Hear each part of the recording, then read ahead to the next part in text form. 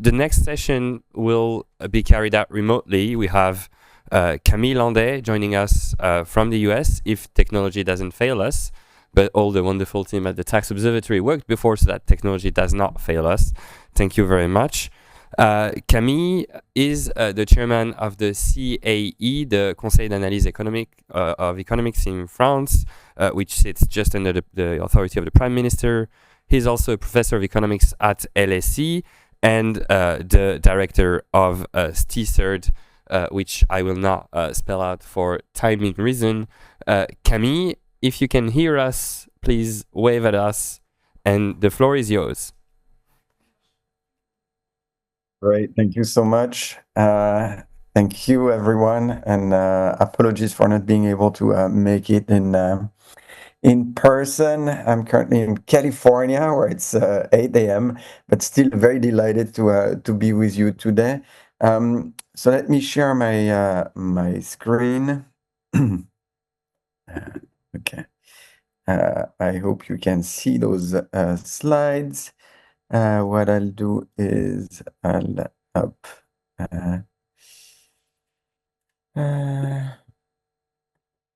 Come on up. Can we see that in full mode? Okay, otherwise we'll keep it as is if that's fine with you. Okay, so the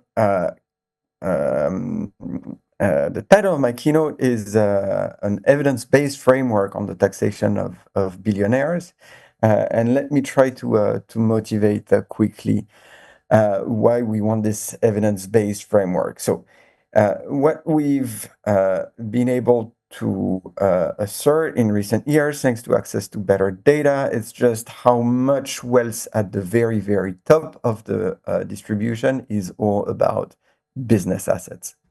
I put business assets in between brackets just because in a lot of cases, it is very hard to determine to what extent the financial wealth of individuals at the very top of the wealth distribution is actually serving any entrepreneurial purpose, or to the contrary, is just essentially a family holding, just holding the financial wealth of the family and investing into different types of assets. So what's really important is to realize that the structuring of top wealth into these kind of business assets really creates a host of important challenges for tax policy. The first is, of course, measurement. How do we measure top wealth? In particular, because it means that we need to be able to allocate those business assets to their ultimate owners, and there are multiple ways through which you can make these type of ultimate ownership particularly blurry. But also because fundamentally valuing business assets can be pretty complicated as well. What that means is that this creates for the tax administration a lot of issues in terms of just trying to understand who pays what in terms of taxes. So just a basic understanding of tax burdens and the overall progressivity of the tax system is complicated. But I know that you've seen today many presentations that try to address these issues and just show how the structuring of top wealth into business assets is essentially creating a clear lack of progressivity at the top of the wealth distribution, with massive decline in effective tax rate paid at the very top of the wealth distribution. So that's one set of issues, and I think a lot of things have evolved on that front. The second set of issues has to do with what happens when we tax top wealth. Why? Well, because of the structuring of top wealth into business assets, there is this general narrative that it is super hurtful to actually tax wealth at the top, because it has large negative effects on business activities, on entrepreneurial activities at the very top of the distribution. And these businesses are large, they are granular, and therefore they have large effects on the aggregate economy. And these effects, you can think of them at the extensive, but also at the intensive margin. In the public debate, we hear a lot the notion that if you start imposing higher tax rates at the top, a lot of people are going to leave. And because when they leave, they might leave with their business, or the fact that they leave affects their business. That has also large effects on the tax base and on the economy, broadly speaking. The problem is, again, what do we actually know or don't know in practice about these effects? And today, what I'm going to try to convince you about in this keynote is that actually, contrary to what you hear a lot in the public debate, it is actually totally doable today, thanks to strong improvement in our measurement capabilities. It is possible to bring extremely solid evidence to measure these aggregate implications of the taxation of top wealth. And today, what I'm going to do is I'm going to show this to you in the specific context of extensive margin responses. So by that, I mean migration.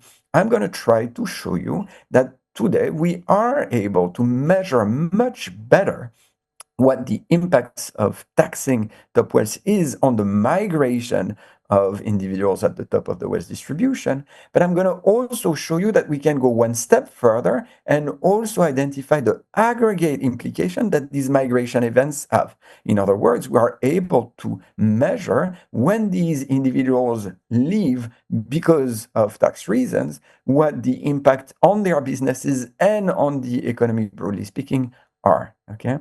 And spoiler alert, what we're going to find is that the effects are actually really, really significantly smaller than commonly thought or debated in the public debate.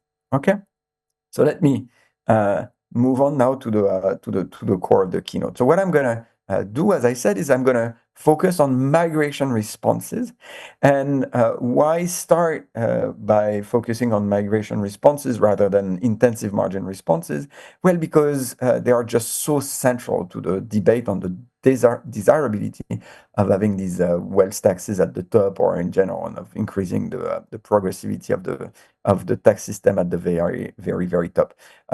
You often hear that this would be a catastrophe to increase top wealth taxes because a lot of people would leave. You had recently an excellent article in Le Monde that was actually making these kind of points. The problem is there is today very limited evidence to guide the policy debate because, to be honest, even though a lot of people claim that these migration effects are large, we have absolutely no evidence about how large the migration effects have or have been of wealth tax reform. Okay. The second thing is, again, that even if people move, what are the implications for the economy? It's not straightforward at all. You need to really understand, in some sense, what you could call the trickle-down effects for the economy of wealthy moving abroad. Are these trickle-down effects large or not? Again, we really need an evidence-based framework to think about this, and that's what we're going to do. I'm going to do this in the context of Scandinavia to show you the general measurement infrastructure that you need, the type of reform that you need to identify these effects, and the thing that I want to mention that is really important is that for the French Council of Economic Advisors, we are currently redoing this type of analysis in the context of France. And again, what's fascinating is how similar the results are. But for now, I'm going to present you what we've done for the context of Scandinavia. Again, Scandinavia is a very good example. I think you've seen some presentation today just showing you that the structure of top wealth at the very top is very similar to many other countries. You have a lot of structuring of top wealth into business assets. So if you take, for instance, the top 2% of wealth in Sweden, for instance, 40% of them are entrepreneurs in one way or the other, or owning business assets, either privately held businesses or public businesses. The second thing that is really important as well is that in Scandinavia, as in many other countries, these individuals at the very top of the distribution have business assets that are quite granular, in the sense that they represent a non-marginal fraction of the entire Swedish economy. The top 2%, for instance, through the business assets that they have, they essentially control 10% of total Swedish employment. So again, that's just to tell you that yes, indeed, there is something about top wealth holders actually having some potentially granular impact on the economy through the business assets that they do control. Okay, good. So now to understand what we're doing, it's important that I give you a bit of detail on how we can identify the effects of taxes. For this, essentially what you need is to observe those wealth taxes vary, and then use this variation in order to measure the effects that these variation have had on behavior. And so in the context of Scandinavia, we're going to focus mostly on a big tax reform that took place in Sweden in 2007, where the Swedish government abolished the wealth tax.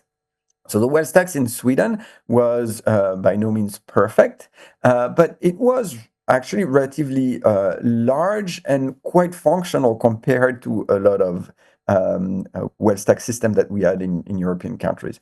So in terms of overall tax payments, it's not that it represented a very large amount of total tax revenues, but it did have a bite on the top end of the wealth distribution, although limited.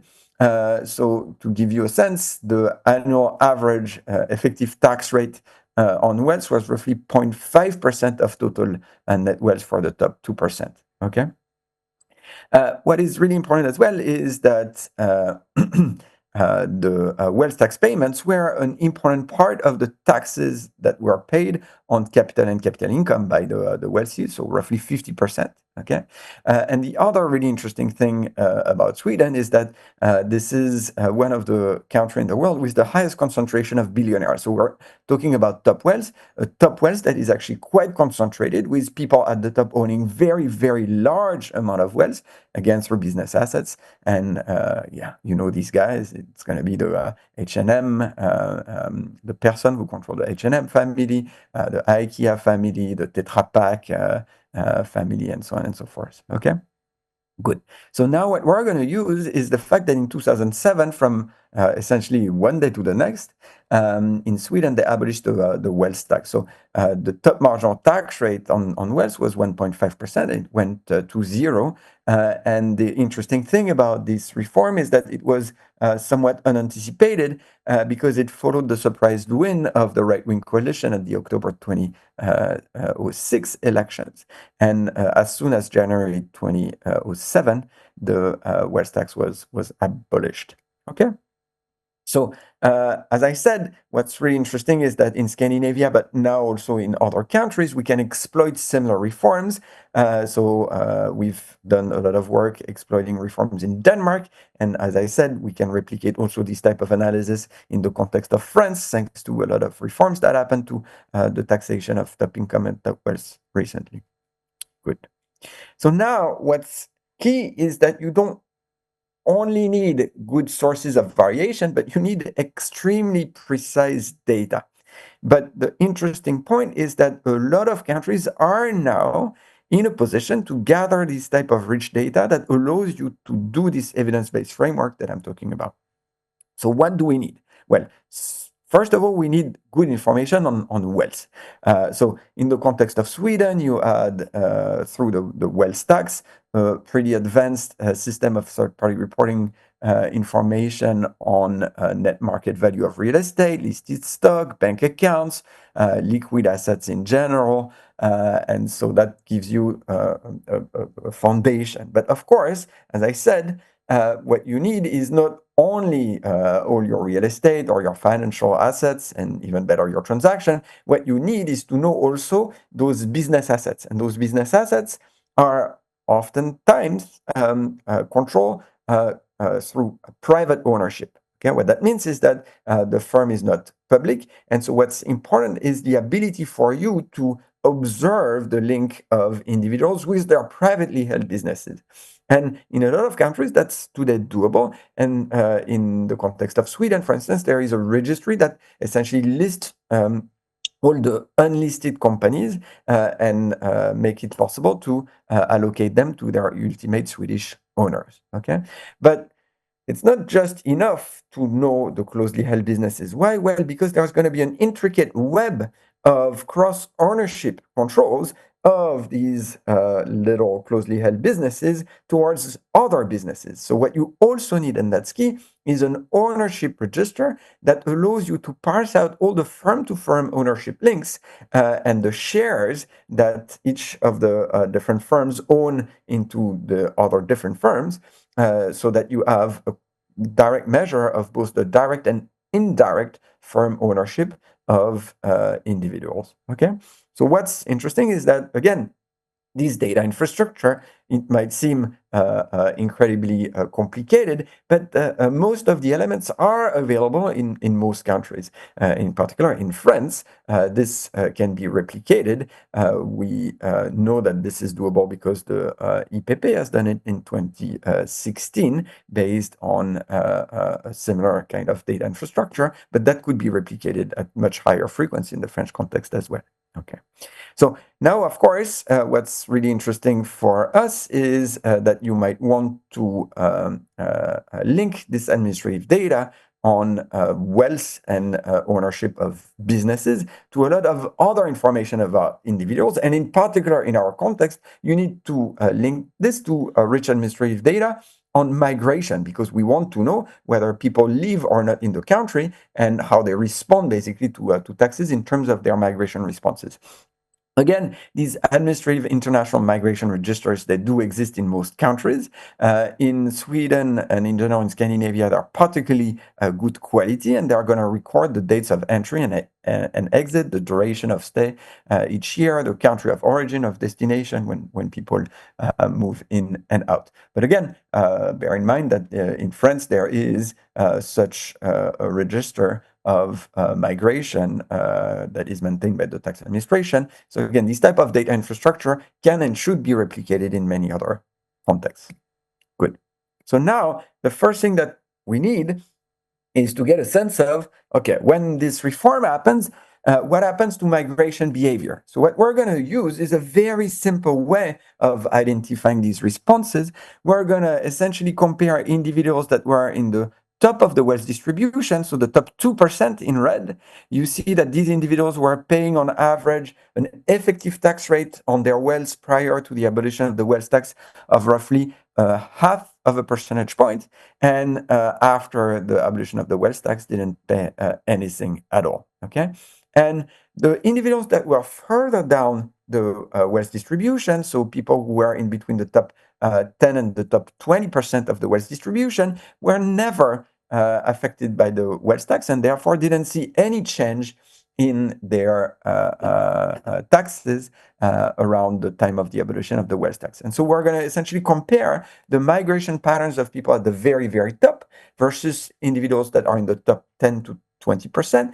Think of them as a control group. And we're going to compare the migration responses before versus after the abolition of the wealth tax for these two groups. Okay, and so this is just basically the math about the estimation strategy. What is important is, again, we are going to want to retrieve a particular construct, which is this little parameter epsilon here, which is the direct measure of how much migration changes when you change the net of tax rate on wealth. Okay, that's important because that's the parameter that's going to allow us to think about the magnitude of the effect. We can measure the effect of the reform, but in some sense, what we would want to know is, okay, this reform, how the migration responses relate to the strength of the change in the overall tax rate, so that we can extrapolate to other contexts. Okay, and so that little epsilon parameter, it has a very simple interpretation, if you wish. What it measures is essentially when I increase, okay, the effective tax rate on wealth by 1 percentage point, by how much do I reduce, okay, the net flows of individuals at the top of the wealth distribution into my country in percentage term. Okay, so let me show you a little bit what we find. It's very simple. Okay, this is the relative migration rate out of Sweden of individuals at the top of the wealth distribution relative to our control group around the reform. Okay, so the abolition of the wealth tax happens here. Before, basically, the two groups had very similar patterns of outmigration.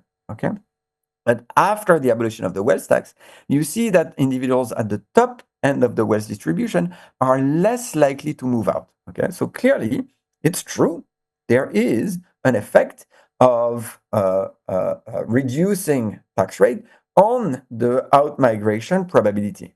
But in some sense, we kind of knew there are always going to be some people who are going to be sensitive to taxes.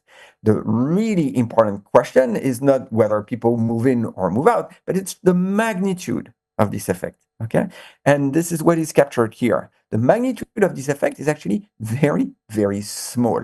Okay, and why? Well, because also the overall flows are actually very, very small. So just to give you a sense of what this semi-elasticity means, it means that if I permanently, okay, increase my top effective tax rate on wealth by 1 percentage point. Again, 1 percentage point is very large. Huh? Think about the proposal that we're having right now on the taxation of top wealth. In general, we're talking about minimum tax of 2%. Okay, that's probably going to increase along this order of magnitude the effective tax rate on wealth. So, what are the effects of taxing by 1 percentage point the effective wealth of individuals? Well, it reduces, it increases outmigration by 0.17 percentage points. Okay, so again, it's not 1%, it's a fifth of a percentage of the population. So it's very tiny. Okay, so that's what I wanted to start with. But now, what is interesting is that there doesn't seem to be much of a differential effect, whether you look at all the top 2% or people really further up the wealth distribution. So it's not like, oh, when we get to people who have hundreds of millions or billions of euros in wealth, that you are going to end up having much larger elasticity, and that's very important. But now, what we also care about is what are the effects in the long run, okay? Because if I come back to this, remember, what that means is that every year now, I'm going to essentially increase by a fifth of a percentage point the fraction of people who move out among the wealthy. The question is, okay, if I accumulate that over time, maybe this very, very small effect on flows might end up having a large effect on the stock. So how do we move from these effects on the flows to the effect on the stock? Well, you essentially need to understand the relationship between the stock and the flows. And you can do that in very simple terms through the logic of a simple overlapping generation model that is just going to capture the fact that the population of the wealthy is also moving all the time. There are people who enter, there are people who die, there are people who lose their wealth, there are people who gain in terms of wealth. And if you measure this kind of entries and exit and you compare that to the migration flows, you are able to measure the total effect that these migration flows are going to have on the stock in the long run. And what is the effect that we find when we do this? Well, I think the best number to keep in mind is this number, 2. What does that mean, 2? It means that if I increase my top tax rate on wealth by 1 percentage point, again, this is a large reform, okay? In the long run, I'm going to just decrease the size of my wealthy population by 2%. Okay, so again, that's relatively small, even though we've accumulated these little flows for a very long time to account for the long run effects. Okay. Again, what's really interesting is in the context of France, in the report that we're going to publish with the French Council, we find also elasticities that are very similar, just a tad higher, but less precisely estimated than the elasticities from Scandinavia. But so the basic point is that yes, indeed, when you change the tax rate of wealthy people, some of them respond by changing their residence, but these effects are very small because actually very few people actually move in the top of the wealth distribution. Okay, good. So now, the second step of the analysis is, okay, very few people move when I change the tax rate. But maybe these individuals who move are going to change a lot of things to their businesses in a way that might still have potentially effects on the aggregate economy. So what we want to understand now is what are the trickle-down effects, if you wish, of these wealthy out-migration when they move. Okay, and so the difficulty here is that if we just use that reform, okay, and try to look in the aggregate at the overall business activity of all wealth at the top of the wealth distribution, we wouldn't see much. Again, why? Because the flows of people out migrating are just so small. Okay. So what can we do instead? Well, what I'm going to show you is that because of the quality of the data infrastructure that is now available, what we can do is actually track down the individuals who have moved themselves, okay, and look at their business assets before versus after they move, okay. And when you combine those effects that are measured from really looking at the out-migration effects themselves and what happens to these business assets with the effects on migration of the reform, then you essentially get everything you need, which is the overall effect of the reform on business activity. Okay. The interesting thing about this methodology is that it's quite well powered because you can pull all the migration events that you see of all these entrepreneurs that move. Okay. Uh, and for those interested, it is based on very testable assumption with respect to the heterogeneity in terms of who these entrepreneurs are. Okay, good. So now, again, a little bit of math, not really important. The basic intuition is the following. What I'm going to show you now is I'm going to show you the outcomes of a lot of business assets of individuals who are migrating out, okay, at a given time. And I'm going to compare these outcome of these business assets to the outcomes of similar business assets owned by similar people, but who don't move out, okay? And this is what you see. So first, here I'm showing you the overall effect on total tax payments. Okay, so here I'm taking all the individual tax payments, but also the firm tax payments of the individuals who move out, okay, at year zero, okay, relative to individuals who are similar and own similar types of business assets, but who don't move out, okay. And what you see is that indeed there is a decrease in the total tax payments of individuals who move out. So when people move out, yeah, they do this because they want to reduce their tax burden in Sweden, and there is clearly an effect. You see that actually, and that's important, a lot of people end up coming back, okay? And therefore, after 5 years, you have an effect that is smaller than the effect after 1 year, okay? And that just captures the fact that people sometimes move out, but then move in again. Now, what's really interesting is that with this rich data, we can really show that, yes, people, when they move out, they do reallocate some of their portfolio and in ways that are making it clear that these people are really moving out. So, for instance, what I'm showing you here is the probability of selling a piece of real estate, so typically a house, and you see that people, when they move out in year zero, yes, they move out and they sell their house, okay, because they're moving to another country, okay. But now, as I said, what is really of importance to us is understanding what the effects of these moves have on the business assets and the economic activity that is controlled by these rich individuals. And so here is, okay, I'm going to actually move straight to this one, which is the probability that these wealthy owners close their closely held businesses upon leaving. So as you can see, there is clearly an effect here, okay? On average, we're going to find that roughly a third of individuals who move out, okay, among the very wealthy, are going to close, okay, their closely held business. And what that means is that, well, the employment in these closely held businesses also decrease. Why? Well, because, again, a third of these businesses essentially close. So you see, the employment effect here is essentially the fact that you have a lot of these businesses that are closely held that are closed. Okay, and in terms of other outcomes such as value added or investment, you also find results that are very much in line with this extensive margin of closing the business, which is about a third. Okay, good.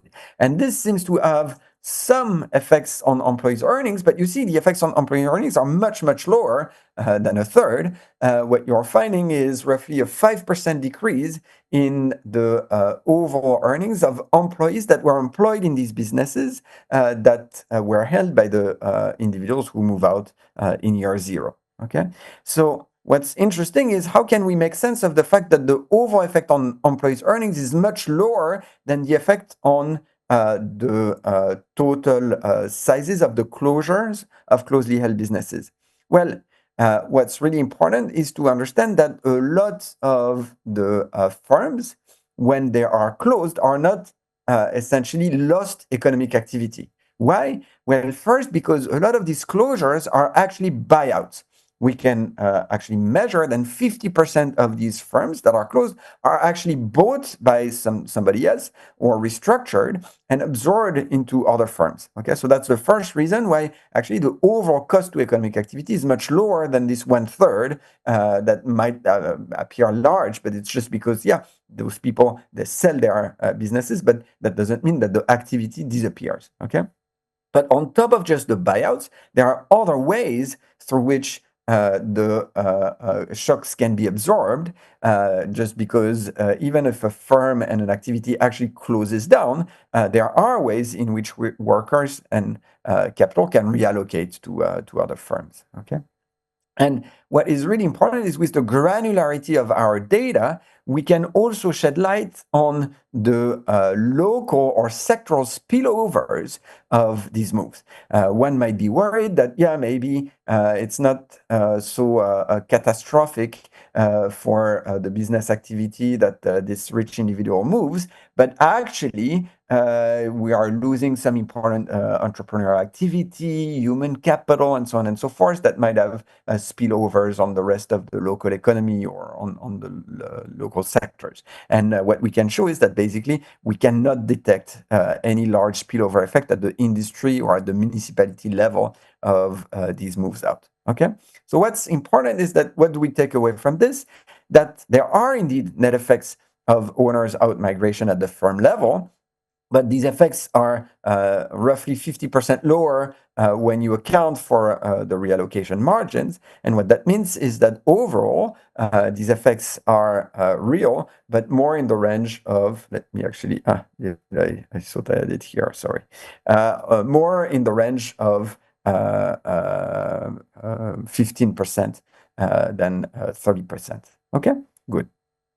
Now, let me finish by trying to put all of this together. So what I can do now is say, okay, if I were to increase my top tax rate on wealth of 1 percentage point, for instance, what would be the overall effect on the aggregate economy through all these migration responses? Well, it's very simple. I've measured how many of these rich individuals are going to move out. That's this migration elasticity here, migration impact. Okay. Now, I also know when these rich individuals move out, what is the impact on the economic activity? That's the migration impacts that we've measured by looking at what happens when these individuals move. Okay. And now the other thing that I know is just how much these wealthy individuals control of these aggregate economic activities, of these aggregate economic outcomes in the economy. Okay, I know how much they control of total employment, how much they control of total value added, how much they control of total investment in the economy. Okay, so with just putting these three numbers together, I can have a very transparent measurement of what the total aggregate economic impact is of having these increases in top wealth taxes. Okay, and this is what we find. Okay, so I think the bar to look at is the one that includes the reallocation effects through buyouts. Okay, and what you see is that the total effect on number of employees, value-added net turnover, or gross investment on the aggregate economy of the 1 percentage point increase in the effective tax rate on wealth is actually remarkably small. Okay, so what we find is, for instance, that this would have an effect on the total number of employment in the economy of less than essentially 1 percentage point, including buyouts. Okay. In terms of value added, it would be more around something like 0.07%. Okay. And same thing for net turnover and gross investment. So again, these are very, very small number. Okay. We're talking about less than a tenth of a percentage point of this global economic outcome in the economy. Okay, so let me finish here, and now I'm very happy to take any questions that you might have, but this was just to showcase how much we can learn about the over effect of taxing billionaires from having this rich data infrastructure that we need to build for many other countries and exploiting the reforms that we've seen in many countries with top wealth taxation. That gives us an ability to be extremely precise about the measurement of the effects that these reforms have on the economy. And the main and important point that I wanted to convey from this keynote is just how remarkably smaller these overall negative effects of taxing top wealth might be once we actually make the effort of measuring them very, very precisely. Thank you very much.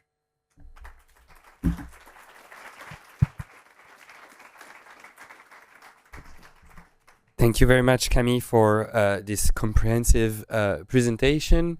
And thank you again for speaking over 40 minutes at 8 a.m. in California. So I spoke about the resistance and all the people here that spend all the sunny day in Paris talking about taxation in a dark room. But you are also part of the resistance, Camille.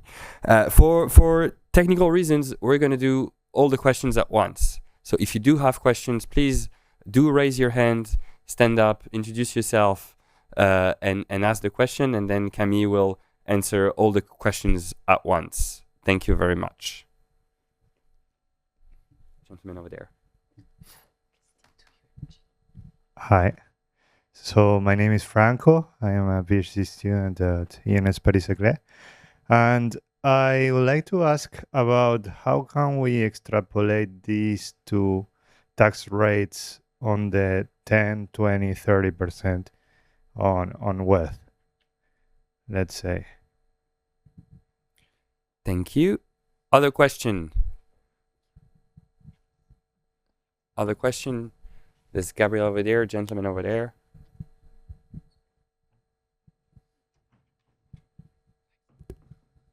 Hi, my name is Robert Straub. I'm a master's student.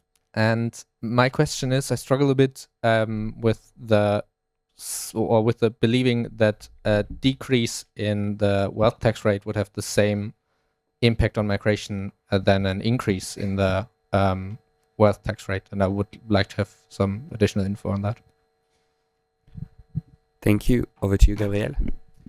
Hello, Camille. Thank you so much for a great keynote. Let me play devil's advocate. And let's say that if we try to summarize the historical experience with wealth taxation in Europe, perhaps it's fair to say that the wealth taxes taxed the rich, but not the super rich. And I think, it's partly true for Sweden in the sense that you had so many exemptions or tax-based reduction for private business assets that in effect, the truly super wealthy, the billionaires, had very low effective wealth tax rates. So let's assume this is true for the sake of the argument, and let's play devil's advocate, and let's say, okay, now imagine that countries become serious about taxing the billionaires, the really super wealthy, so with wealth taxes that would be necessarily quite different from the wealth taxes of the past.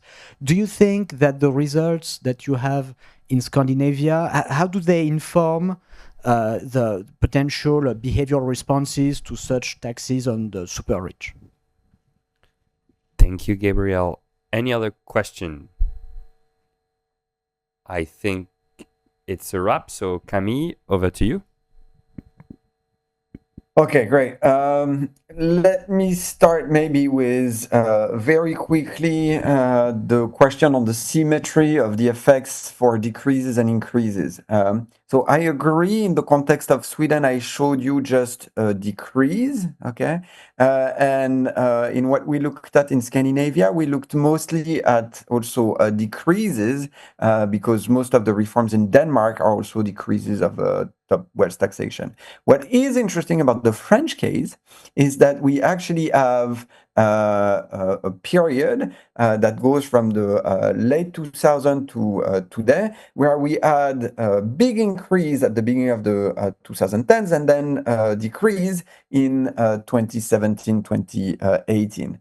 And so in the French context, we were actually able to measure the effects of an increase versus the effect of a decrease, and they are surprisingly, I would say, very symmetric. And so in that sense, that kind of alleviates the concern that what I showed you is not applicable to think about reforms that would increase the effective tax rate on wealth.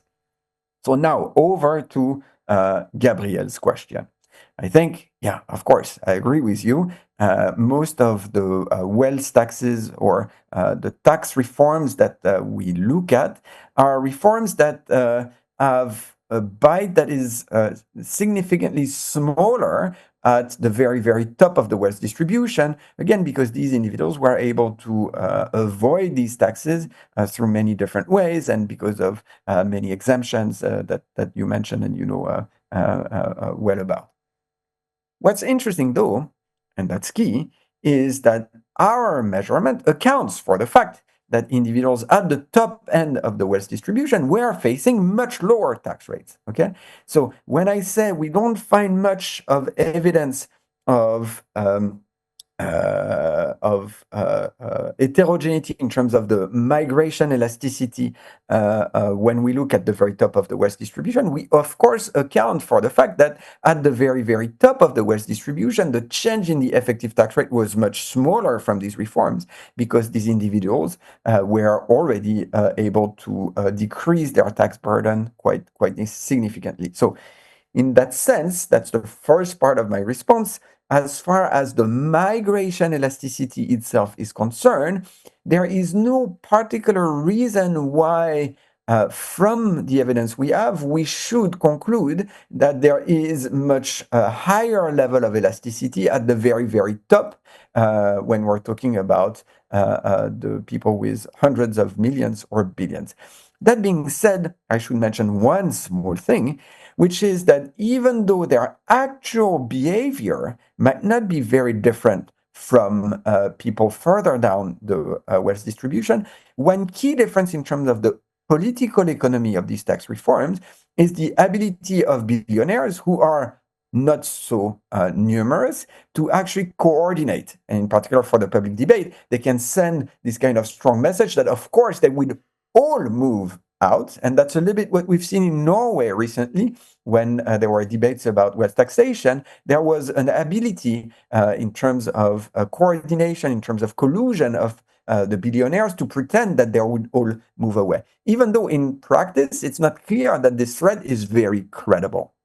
Okay, but that's important to mention. So now that's the first part, the migration. But you might also be worried, Gabriel, and I fully agree with you, that also the effects of these very wealthy individual moving out is different from the individuals that we focused on in Scandinavia. Well, the thing that we have done is to try to look at people who are the largest business owners and whether the effect of migration was different from these individuals. We don't find much evidence, again, of heterogeneity in terms of responses when we're talking about people who have businesses that are worth hundreds of millions compared to people who have smaller business assets. Although, of course, our statistical power here is relatively limited. But again, when we just think of the overall mechanisms behind, there is no particular reason to believe that it would be less costly for an individual who owns $1 billion worth of business to actually suddenly close that business and leave. So in that sense, all the mechanisms, the buyouts, the reallocation, the fact that it might be better to still keep a lot of your local investment in your businesses in the country, these mechanisms might not be radically different for people who have very, very large business assets. Okay, so in that sense, I don't think that there are fundamental reasons to believe that the effects of migration of these billionaires on their business assets might be drastically different from the ones we see further down the business asset worth distribution. But again, this is something that would require a little bit further inquiry. But if we manage to get a lot more evidence from many other countries building this data infrastructure, we might end up having the statistical power to look much more finely into that heterogeneity. And maybe to conclude on the question of Franco, well, Franco, a top tax wealth, a top rate of taxation on the stock of wealth of 20%. Yeah, I think that's still a lot. I'm part of the resistance, but yeah, I don't think this is what we're talking about. We're more talking about 2%, for instance, global minimum tax or that type of things. And therefore, the type of evidence that I showed you in terms of magnitude is able to actually tell us precisely the effects of these types of reforms.